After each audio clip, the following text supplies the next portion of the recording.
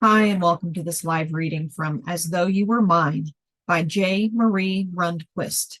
And this is presented by Itsy Bitsy Book Bits. Chapter 1.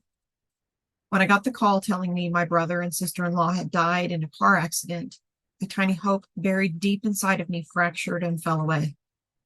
I didn't realize I'd harbored the dim expectation of one day forging a new bond with him until I discovered it could never happen. It hurt.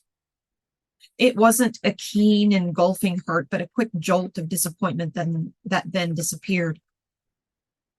I reacted with logic. Brian and I hadn't been close for 10 years, so it made sense that my heart couldn't summon profound grief. And yet with Brian, it felt like there should have been a chance. Once upon a time, we and our sister Layla were the LBJ Society. Layla, Brian, Julie. Only I never liked how the sibling nickname got the order wrong. Apparently, the presidential reference held a greater sway than our birth order, LJB. My heart seized in relief when I heard that the kids remained unhurt. They weren't in the car with their parents. Brian and Elaine had 2 kids, 4-year-old twins, Lucy and Mikey, and their safety overrode my conflicting feelings about my brother. Though my boss told me to go home, my immediate need for answers compelled me to make phone calls from the break room.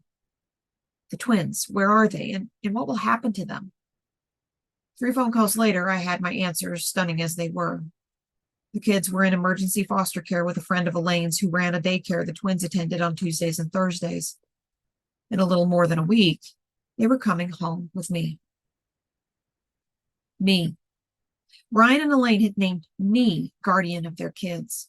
Not my happily married sister living in some house she was waiting to fill up with children, and not some couple who were probably their best friends from church and had kids of their own. Instead, the kids were to live with the aunt who'd never wanted children and who'd willfully chosen the single life. I didn't go straight home. My apartment suddenly seemed empty and lacking. It reminded me that I'd remained decidedly alone. I headed to the Gray Shade, a men's gay bar in downtown Minneapolis that was co-owned by my best friends, Jemmy and Sean. The bar wasn't open yet, but Jemmy would be in the office. I found a parking spot on the street, and when I walked to the back door, I almost smiled at the music floating through. Soul Power by James Brown, one of the few 70s artists Jemmy and Sean could agree on for the bar's playlists. Jemmy and I used to rock out to 70s music when we were roommates, and we had so much fun trying to convince Sean to have a 70s night at the bar. Our interests had spanned the entire decade. Girl, Sean had said, if I thought you meant the right kind of 70s songs and not the drivel from that era you enjoy, we'd be talking. Have some self-respect, will you? Zeppelin, Stones, Jemmy started. Clapton, Boston, I chimed in. Nope. Not happening in our club. My charming but woefully out of touch with the queer scene friends. And you're calling it a club instead of a bar, you walking stereotype? Jemmy scoffed. There's another problem right there. He put a fist to his heart. Damn, girl, where's your head at? We are not just a bar. We are the it place in the warehouse district. Despite our protestations, we were fully aware he knew what he was talking about. Jemmy was the money and the brains, and Sean was the heart. Jemmy always ceded to him in matters of style. Music spilled out from inside the bar in spite of the early hour. I pounded on the door, hoping Jemmy would hear me. When no answer came, I second-guessed my decision to go there. I had to call my mom. Oh, God, it was going to be awful. It had been hard enough making the calls to find out information about everything. I hardly ever spoke to my dad and sister, yet the burden would probably fall on me to tell them the news. I pulled out my phone and steadied my fingers to text Jemmy. I needed moral support. The music stopped and the door opened. My! Jemmy used her Puerto Rican-influenced term of endearment for me. What fun! What are you doing here? When I didn't answer, her cheerful expression changed as she pulled me inside. Instead of leading me to her office, she directed me to the bar, had me sit on a stool, then rounded to the other side to pour me a drink. What'll it be? A Coke. She filled a glass with ice, and before picking up the soda gun, she reached for a bottle of Jim Beam. And with a shot? I shrugged and let her decide. She mixed the bourbon with the Coke, slid the glass over, and leaned forward on the bar, the beads at the end of her electric green highlighted box braids clattering on the surface like thrown ice. What happened? I told her about my brother, and she asked all the right questions. She asked how I felt, of course, but knowing me as well as she did, she also wondered if I had guilt over not feeling more upset than I did. How can I help? She asked. You can help by telling me how in the world I'm going to raise Brian's kids. His kids? Oh, wow. Sure you don't want me to make this drink a double? I managed a brief smile and shook my head. When do you get them? Next Tuesday, unless plans change with the memorial. They're staying with a woman named Lynette and her husband Dan up in Duluth. We agreed. Well, she suggested and I agreed. They should stay with them until we get things squared away down here with the funeral and everything. Is it up to me to figure out all these arrangements? I haven't called anyone, Jem. How am I supposed to talk to the kids? How am I supposed to do any of it? I don't know how to raise kids. I've never wanted to learn how. Why would Brian and Elaine leave them with me? Jemmy held my hand. You've always told me how much you like filling in with the childcare room at the community center. And my nephews love when they get to see you. My head dropped, and I dug my hands into my hair before they fell again to the bar. I reached for the stack of coasters nearby. In fact, when I filled in at the childcare room from time to time, I enjoyed myself. I considered the times I spent in the childcare room as I mindlessly built a structure with the bar coasters. I liked to play Legos, blocks, and cars with the kids, or read stories to them.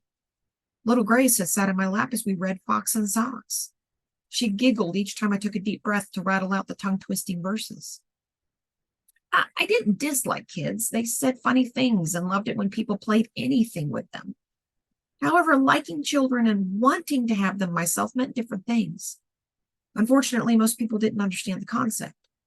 Friends, family, and strangers often found my womanhood lacking because I didn't want children, which also surely meant I didn't like them. That often led to opinion number 2. I must be terrible with them. On the other hand, if a kid did like me, we would close the conversation circle with a discussion of how I was defective for not wanting one of my own. I pushed down my makeshift house, scattering the coasters into a haphazard mess, my brain and emotions mimicking the chaos. Jemmy pulled my phone out of my purse and slid it toward me through the disarray. Call your mom, babe. We'll figure out the rest later, right? I nodded, and she slipped away to her office to give me some privacy. Julie, I can't talk right now. I'm in the middle of showing. I wasn't sure why Mom answered the phone if that was the case, but I was glad she did because I couldn't bear to wait for a call back. Queasiness about almost overpowered me. It's about Brian. Oh, honey, whatever he's done now to offend you can certainly wait to be shared with me later.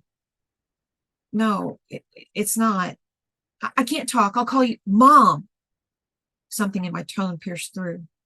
When she spoke again, her voice dropped. What is it? He's dead. I wasn't sure what to do with her silence, and my gaze cast about for something to ground me. Straight scuff marks along the baseboards on the floor earned my filmy focus. I started to tell my mom what happened, then background conversations on her end interrupted. In a brisk voice, she told me she would call back and then hung up. I thought my nausea would ease after breaking the news. Instead, the sudden disconnect jarred me as conflicting emotions flickered around me. The shock of losing my brother faded, but the bits and pieces of the news about my future with the kids still stunned me. My mother's call back sent those pieces scattering. Was it fast? Did he suffer? Her words came out in pinched, shallow tones. They didn't say. It sounds like it was pretty quick. The kids, her pitch rose. Were the kids in the car too? Her fear stabbed me. I rapidly assured her they were fine, then I told her the rest. Really? He left the twins with you? My mother's voice remained thick with suppressed tears, so I couldn't tell if her comment expressed doubt or hope. Given her lack of involvement in raising my siblings and me, maybe she was grateful Brian and Elaine didn't leave their 4-year-old kids with her. I closed my eyes and dug a knuckle into my forehead. All things considered, doesn't it make sense? I asked, ignoring my doubts. Oh, Julie, yes, of course it makes sense. Despite everything, you were definitely the obvious choice for Brian to make. He wasn't very good at showing it. She couldn't hold the tears back. He loved you very much. Her grief overwhelmed me. I hated being the one to give her the news. I hated Brian not only for dying, but for dying without warning, without any chance to figure out exactly where I stood with him, without any chance of eventually becoming a real aunt for Lucy and Mikey, without any chance of pulling him away from the damn church that preyed upon him while he was still young and vulnerable. Where are you, Mom? I'm in my car outside the house I was showing. Go home. I'll meet you there, okay? She murmured an assent, and as I left the bar and started driving, I considered my mother's words. He left the twins with you? I could question Brian's decision all I wanted, but when it came down to it, technically, the kids were already mine.